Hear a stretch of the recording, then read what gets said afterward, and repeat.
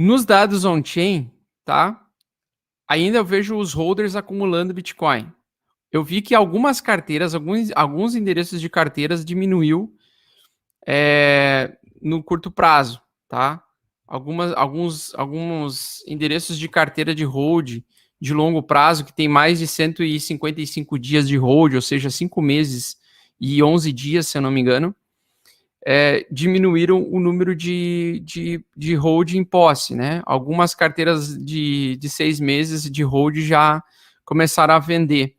Mas essa métrica aqui, ó, do troco do core, ou UTXO, tá?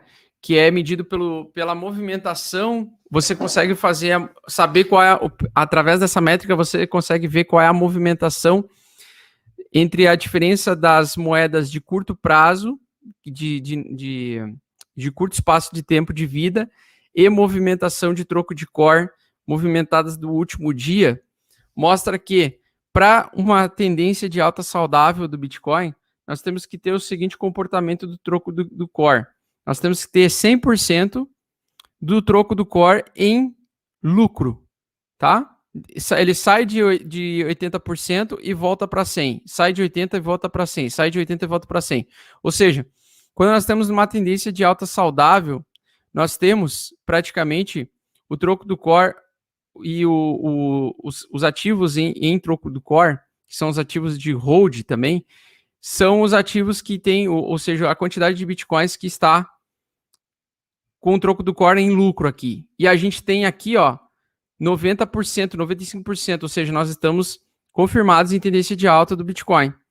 Só que a única coisa que pode atrapalhar isso, pode sair dessa condição de parar de estar no mercado bullish, é justamente o que está acontecendo com o mercado tradicional. Eu não sei por que motivos, se o mercado tradicional está antecipando alguma coisa, alguma realização, alguma elevação da taxa de juros, qualquer coisa aleatória macroeconômica que pudesse afetar, mas quando muda o S&P 500 e quando o S&P 500 não está favorável, o risco é muito grande mesmo, tá? Nos mercados voláteis, o risco fica bem elevado mesmo.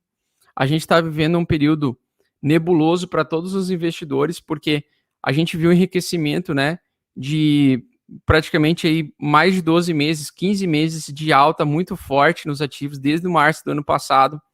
Muita gente fez muito dinheiro nos mercados voláteis.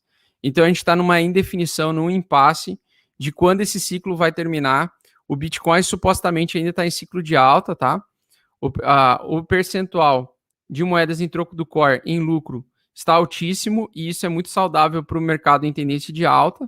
Tá? É nessa banda vermelha que ele tem que se manter, mesmo com o preço subindo e com o preço cada vez mais em alta, né?